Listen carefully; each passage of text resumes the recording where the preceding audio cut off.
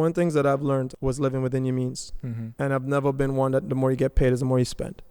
And it's weird how it sounds now because I know I have a car outside that's not cheap, but it's still way within my means. Right. And it's something I pride myself on. It's something I've been practicing ever since somebody taught me. And it was actually while I was at Mercedes-Benz that somebody had walked up on me and walked me through it.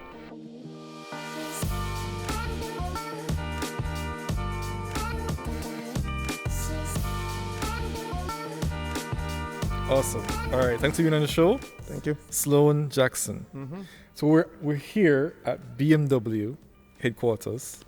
It's a really nice venue. Always inspiring to come here.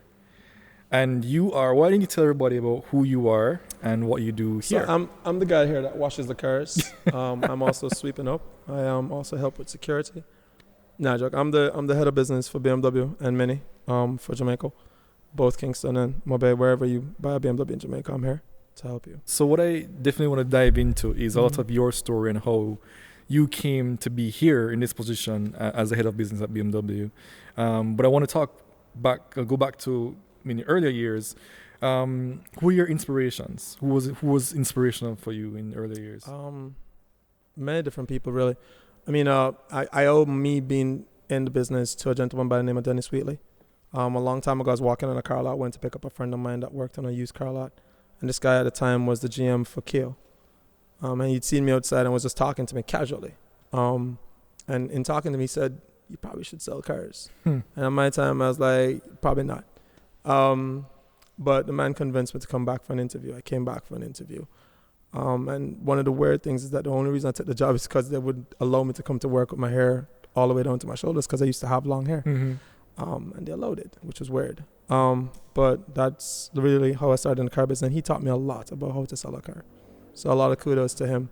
It's a very big inspiration in terms of learning how to sell cars, learning more about the business. Yeah, and I wanna get into that for sure, especially managing the business, because you're the head of BMW, which is a luxury brand in Jamaica, and means that high prices, and they're flying off the shelf, they're flying out the lot. So I want to talk a lot about that process for you and kind of like how you shaped the sales process here. When we were speaking earlier, you mentioned that you have a background in science. Yes. So you went to UE and you did zoology. I did zoology. I actually am known for finding pretty much all the reptiles and amphibians that are listed from Jamaica. And if you were to carry a reptile up there, they'd be calling me to come and identify it. It's something that really happens.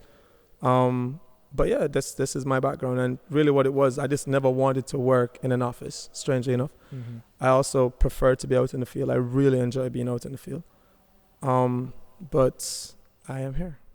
I'm kind of wondering if there's something about being in the sciences makes you also equally good at business, because there are a lot of people who we've interviewed on the show who started out in the sciences, but kind of went on their own path. Whatever path they went on, they were very impactful at it. Do you think that there's something to that? Yeah, there's a lot to that. I mean, one of the things in the sciences, I mean, you actually do a lot of what we would call, you actually run a lot of tests. And what you're actually trained to do very early on without even knowing it is learning how things work and then learning how to solve a problem.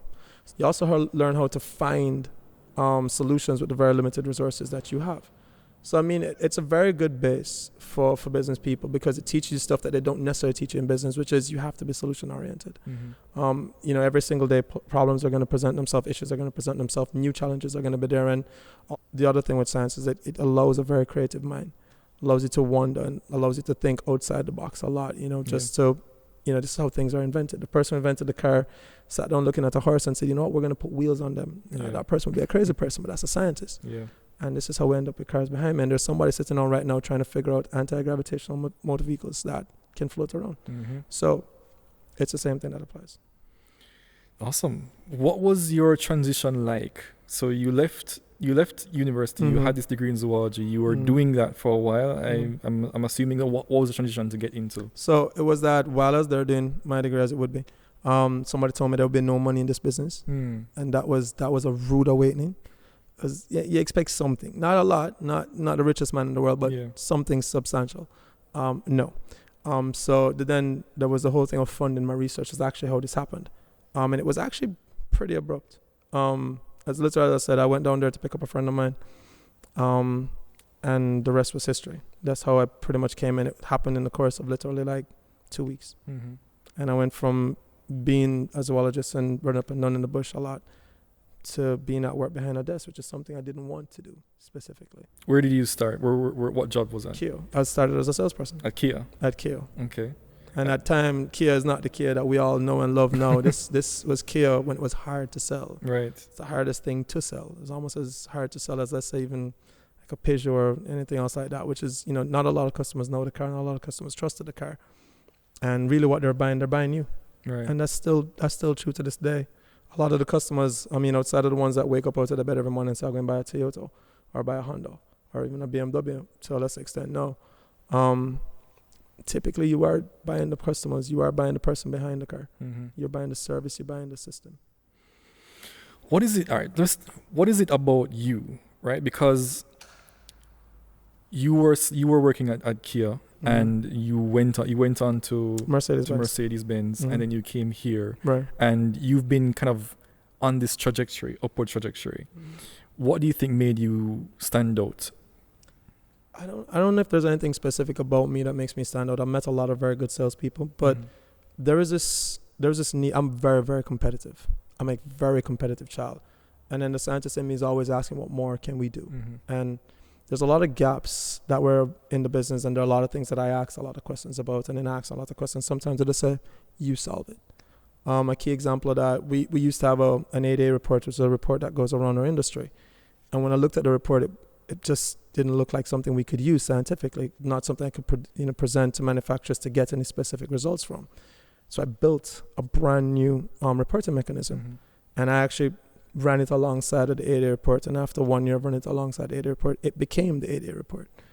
And the reason for that was very simple. I just applied the science background, breaking stuff down into categories, breaking stuff down into monthly targets, monthly numbers, and allowing better analysis, and allowing us to pick out niche markets. So for example, all along we just said like Toyota is the best selling car, but there are cars in between that sell a lot better for different brands. There are pickups mm-hmm. that are selling very well, hatchbacks that sell very well, and you start to target those cars, and it allowed brands like Audi, for example, brands like Volkswagen, to actually pick niche markets and win in little categories and develop. Yeah.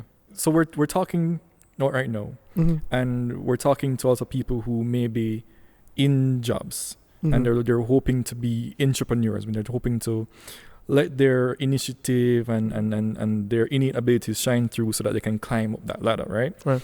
And I know what it really boils down to is just seeing seeing where the gaps are, yeah. and taking the responsibility to put something together and fix it. I mean, I know for me, when I was in software development and I was involved in a lot of that stuff, that world, it's very easy to just get the task and do the task and do a good job, and then that's it. You go home for the day and say, I did a good job. Right? But the people who get promoted, mm-hmm. the people who do not get overlooked every time, are the people who go beyond that. Yeah. And they're saying, okay, this is my job, but what is that level above that I can give that provides a different level of customer service? But to be very fair to you, I mean, it's a two-sided sword. Mm-hmm. What I mean by that is that it's one thing for you to have that in you. There's people like me who do as much as I do, that are in their situation. They're stuck there for years. Yeah. And then you have me, who's been very lucky to be in an industry that has an open eye, that's looking for talent, mm-hmm. And that's asking talent to do something. And once talent presents itself and talent produces,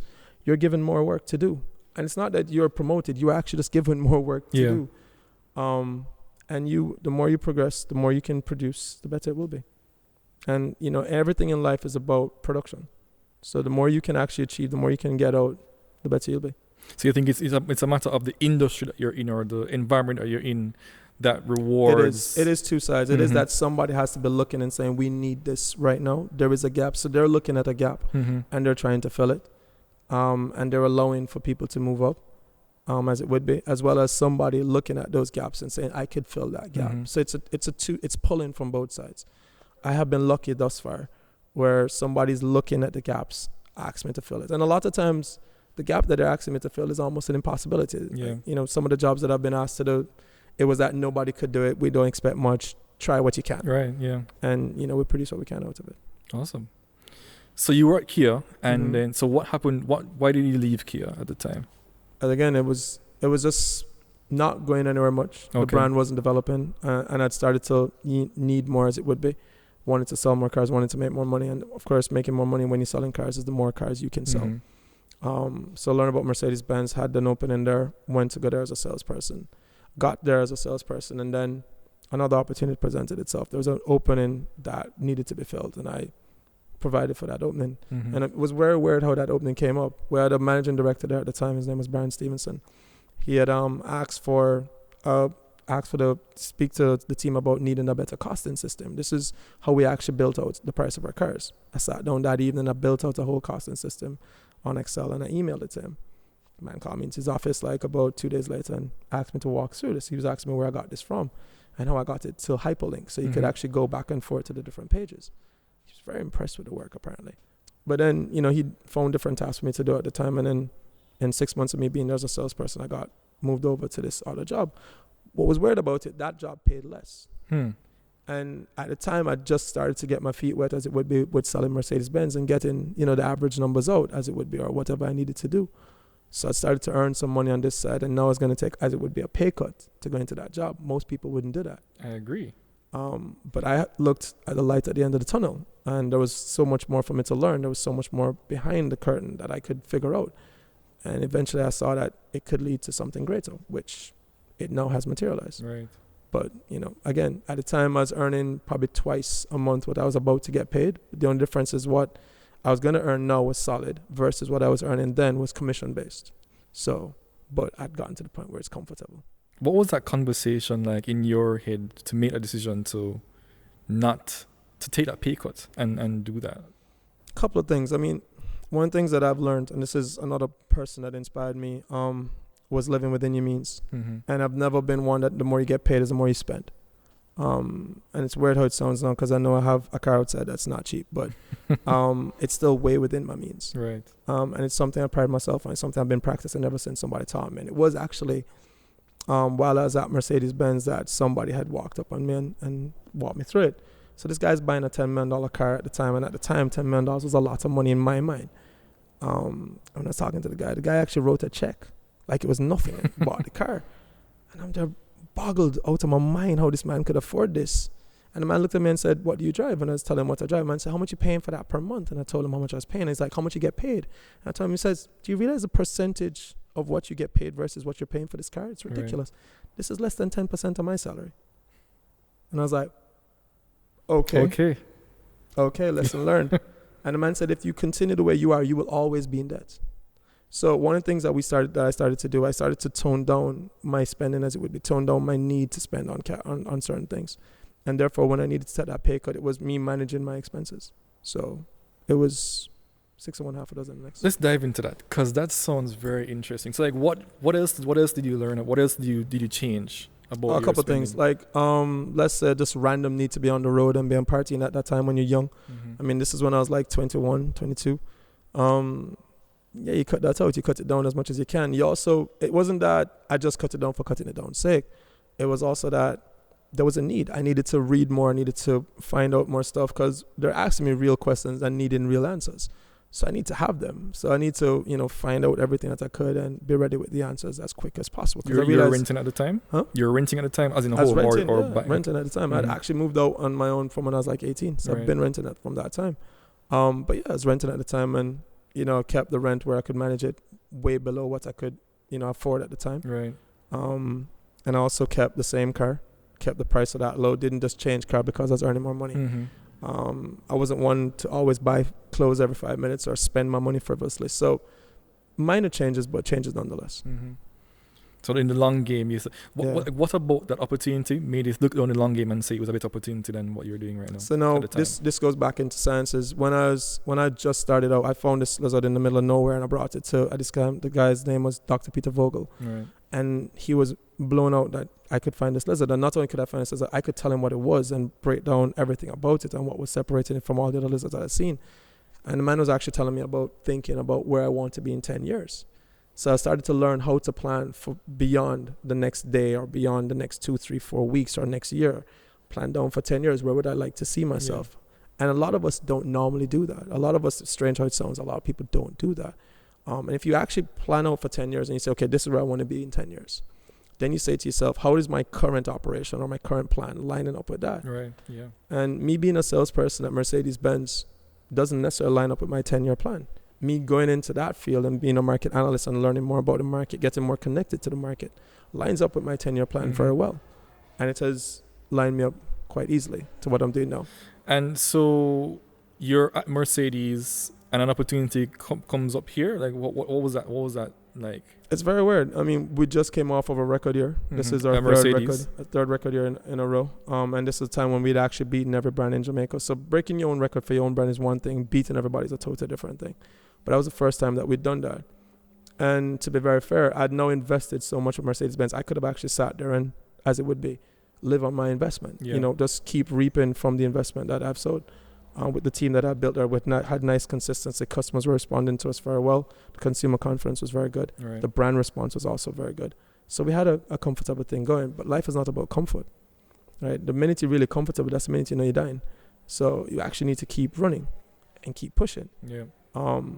And it was weird how this conversation came up. But the conversation came up. I engaged in the conversation, and the rest is history. Why leave that all behind? And it's at Mercedes, like I said, the best car company in the country at the time. Right, that's a premium brand at the time. Yeah. Before these two brands did what they did, Porsche coming to Jamaica and BMW restamping themselves on the map.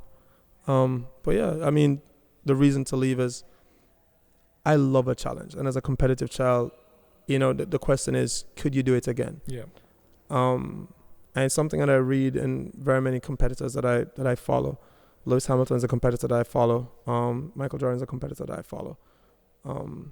Tiger Woods is another competitor that I follow. In terms of how they manage with the level of competition around them, how they adapt, how they change, even as they age, even as things change around them. Lewis Hamilton case, he left McLaren and went to Mercedes-Benz when Mercedes-Benz wasn't winning any Formula One races. Yeah. And in that first year, it was very, very tough. And people would ask, why would he leave? But in the long game, it's played out well for him. He's now a 4-time world champion. And the same thing applies here. There is a great opportunity to build even more here. There's more that we can do for our customers here. And there was a lot of times that I wanted to do more for our customers, that I was somewhat handcuffed.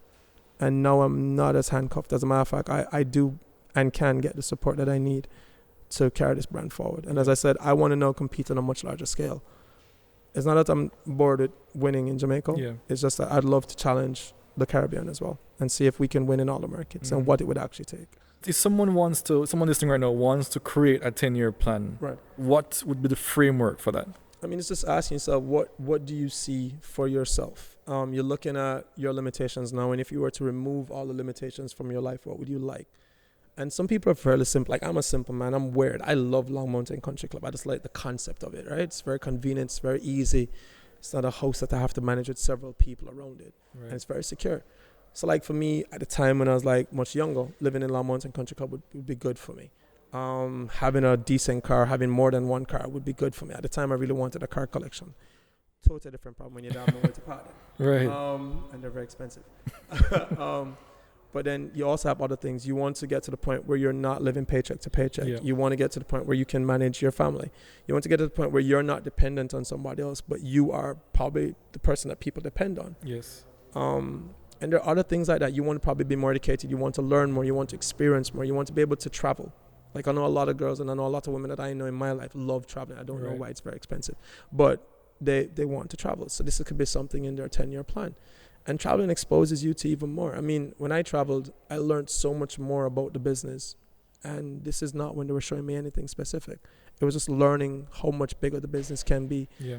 Living on a larger scale and a much grander scale, and just open access to more information. So the 10-year plan, what I would say is just removing the limitations from your current life, not using those limitations to determine what your end goal is.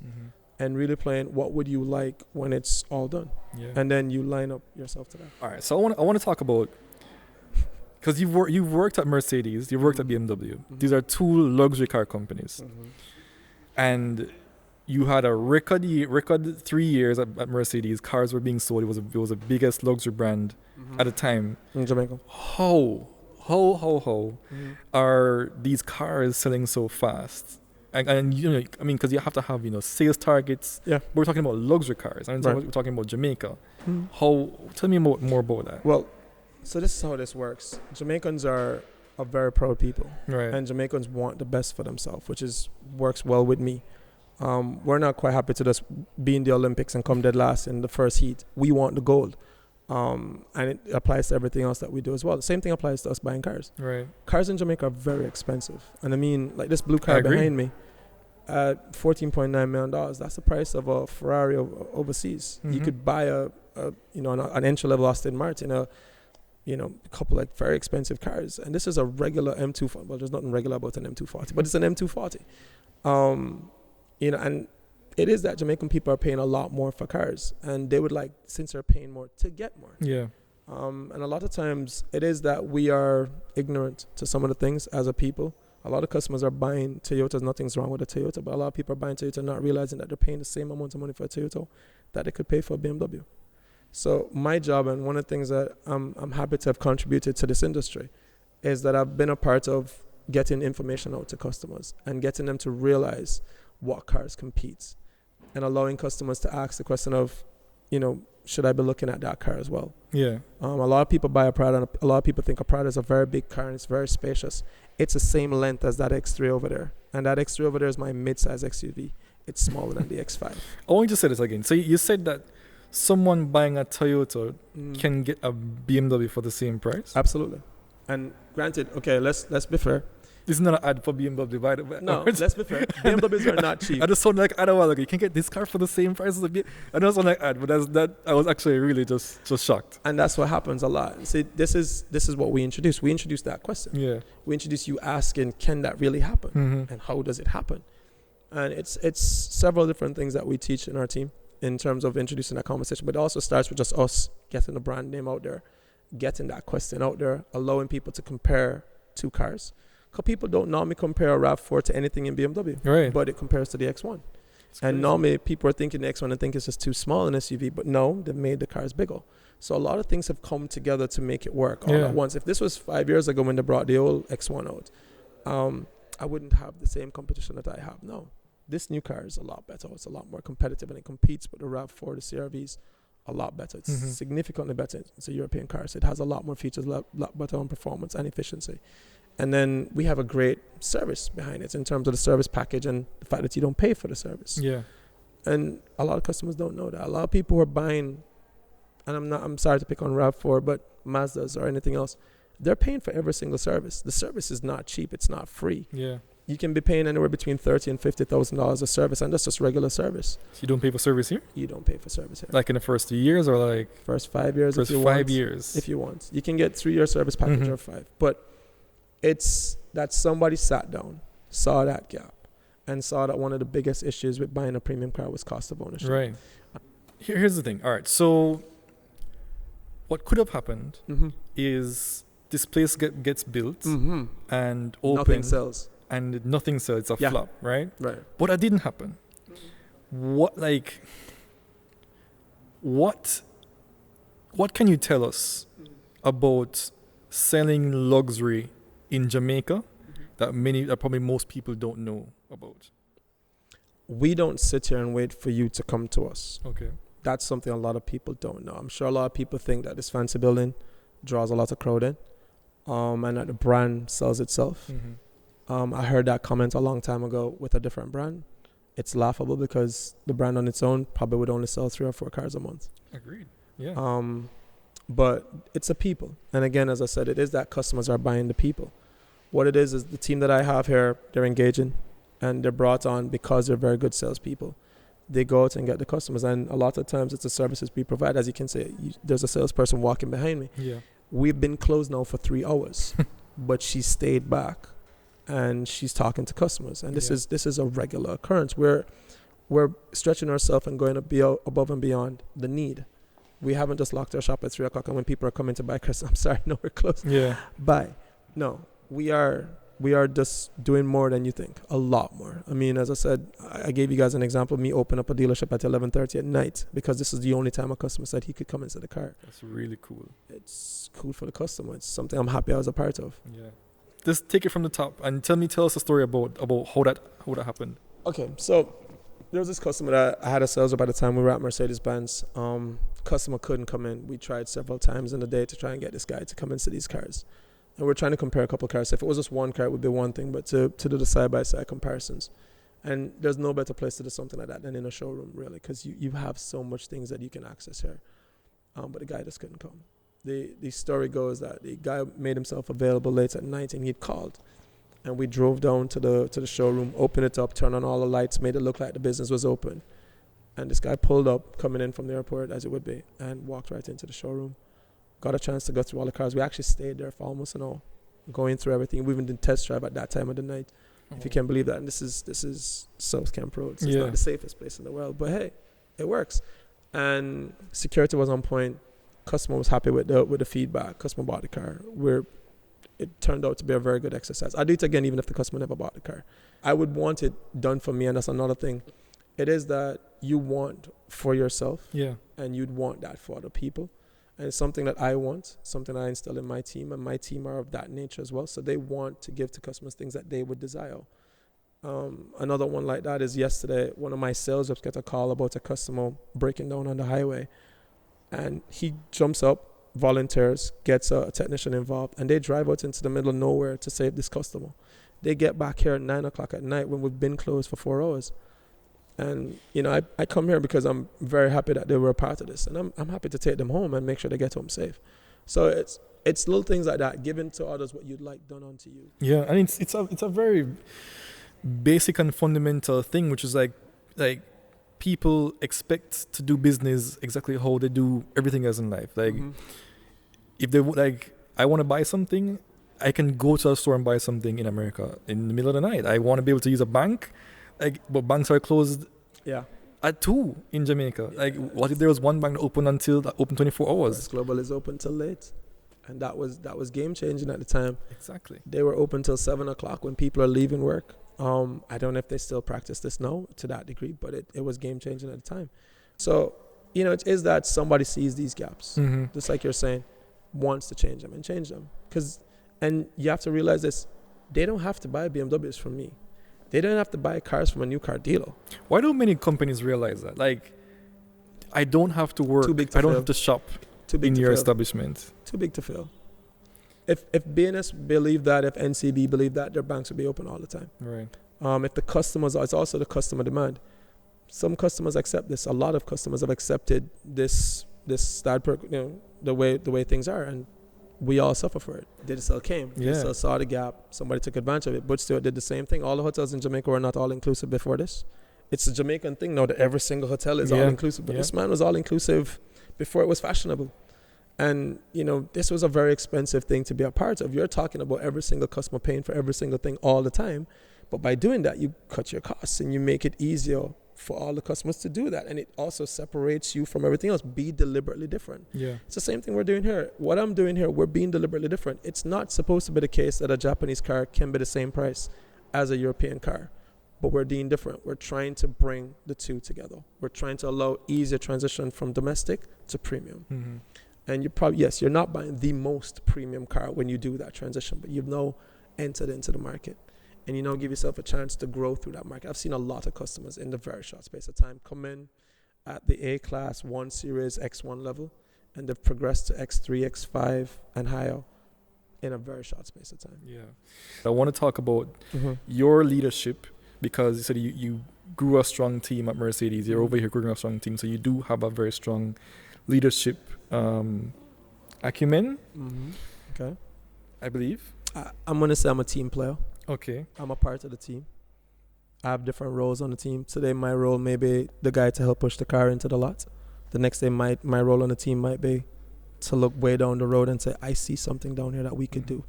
Like, recently we sat down and we looked at the X1. The X1 was $7 million on sale, coming down from almost 9, which by itself is a good thing, but it's still not close enough to the market that we want to get into.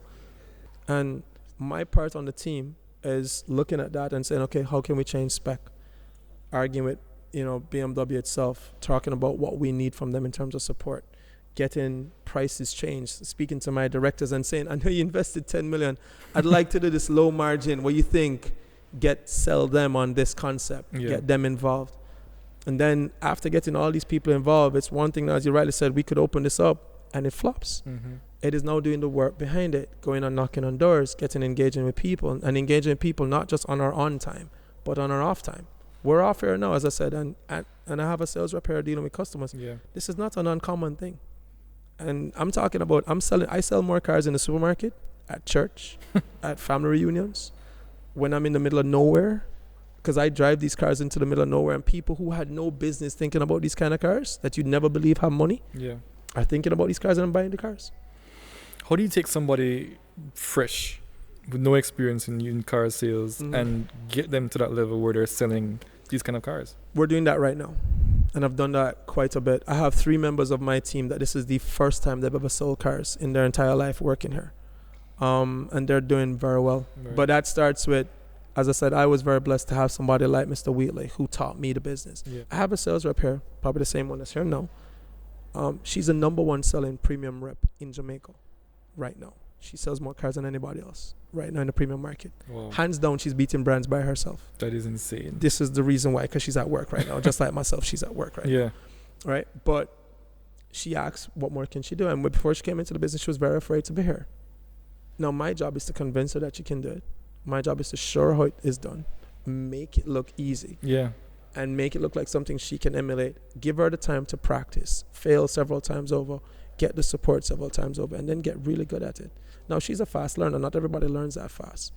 But the team gets a chance to do what they're doing, and they have my full support. And as I said, my job on the team is not to stand back and point in the direction that we want to go, and I'm a part of the burden that they have to carry. I lead from the front. I go and sell the cars. You saw me here not too long ago. I was doing test drives with customers, and I'm getting involved. I push cars into the showroom, into the shop. I get cars serviced. I pull tires off cars. I help get cars washed. So when I tell customers I'm here to get your car washed, I actually do wash the cars. So it's a part of this doing everything, and your team engages with you when they realize that you're a part of what they're doing. Yeah, that's really cool. All right, so have you read any books that were impactful for you that you want to recommend? I want to put onto that list The Richest Man in Babylon, just to tie into what you mentioned about living within your means. And what about you? What books would you recommend? There's quite a few. I actually read a lot about the people behind the story. So I read up a lot about recently the Apple founder and of the various books that are there for him. And right now I've actually been reading very widely away from what I do because I'm a scientist. So reading more about history, and I'm reading about a lot about automobile history, and reading a lot about Fortune 500 companies. I would recommend that for any business head to look at best practices around you. So I'm reading a lot about different 500 companies. Home Depot excites me right now. It's a really interesting topic for me. Just looking at how that growth happened. This man started this company when he's almost 50.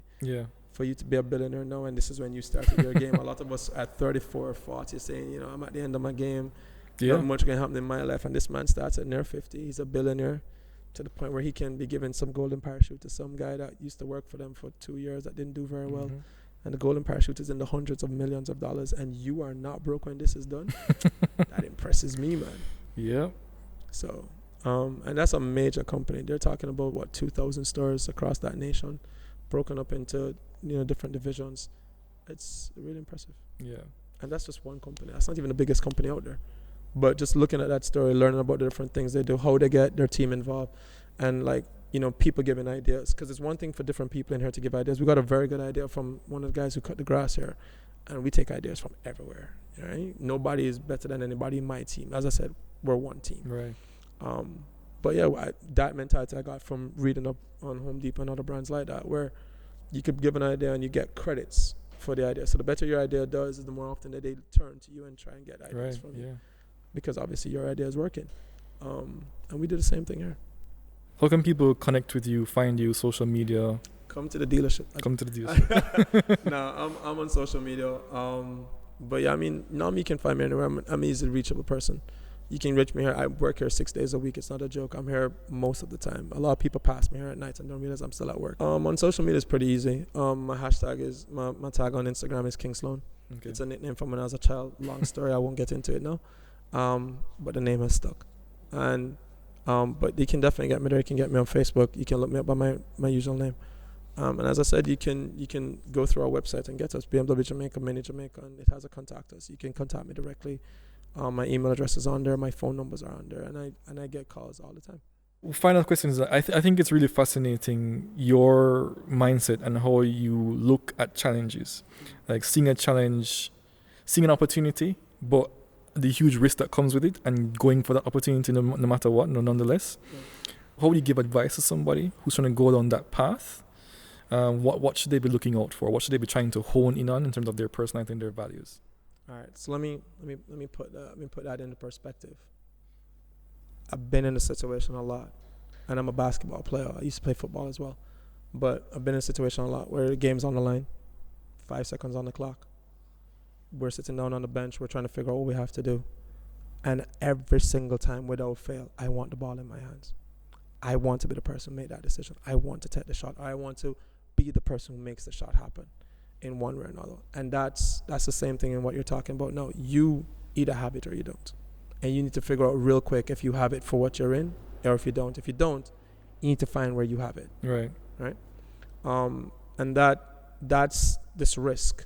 As you say, every single day we could get up, I could try and open these doors, and nobody could respond to what we're doing. It is also evolving. What you're doing now may not work tomorrow.